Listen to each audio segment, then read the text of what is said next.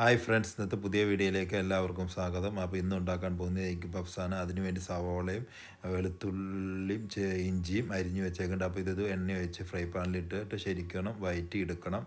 അപ്പോൾ ഇതിലേക്ക് നമ്മൾ കുറച്ച് ഉപ്പിട്ട് കൊടുക്കണം. ഉപ്പിട്ട് കൊടുത്ത് ശരിക്കും വഴറ്റി വന്നതിന് ശേഷമാണ് പിന്നെ ഇതിലേക്ക് നമുക്ക് മസാലകൾ ആഡ് ചെയ്യേണ്ടത്. അപ്പോൾ ആദ്യം മഞ്ഞൾപ്പൊടി ആഡ് ചെയ്യണം, പിന്നെ മുളക് പൊടി ആഡ് ചെയ്യണം, പിന്നെ മല്ലിപ്പൊടി ആഡ് ചെയ്യണം. എന്നിട്ട് ഇതെല്ലാം കൂട്ടി മിക്സ് ചെയ്യണം. ഈ മുളകിൻ്റെയും മഞ്ഞൾപ്പൊടിയുടെയും കുത്ത് മാറുന്നത് വരെ ശരിക്കും നല്ലവണ്ണം മിക്സ് ചെയ്തിട്ട് വേണം. അത് കഴിഞ്ഞിട്ട് നമ്മൾ എഗ് പഫ്സിൻ്റെ ലീഫ് എടുത്ത് വിരിച്ച് ലീഫ് ഇങ്ങനെ കട്ട് ചെയ്ത് വയ്ക്കാൻ ഓരോ പഫ്സിൻ്റെ മാതിരി അത് ചെയ്ത് വെച്ചു. അത് കഴിഞ്ഞ് മുട്ട മുറിച്ച് വെച്ച് പകുതിയായിട്ട് അതിന് ശേഷം നമ്മൾ ആദ്യം മസാല ഇടുക, അത് കഴിഞ്ഞ് എഗ്ഗ് വയ്ക്കുക, അത് കഴിഞ്ഞിട്ട് ഇതുപോലെ ഫോൾഡ് ചെയ്യണം. അങ്ങനെ 4 സൈഡും ഫോൾഡ് ചെയ്ത് പതുക്കെ ഒന്ന് നമ്മൾ ഈ 4 സൈഡും വന്ന് ജോയിൻ്റ് ചെയ്യുന്ന സ്ഥലത്ത് പതുക്കെ ഒന്ന് പ്രസ് ചെയ്ത് വെക്കണം. അത് ഈ ഫോൾഡ് ചെയ്തേക്കണം ഓപ്പണായി പോകാതിരിക്കാൻ പാകത്തിന്.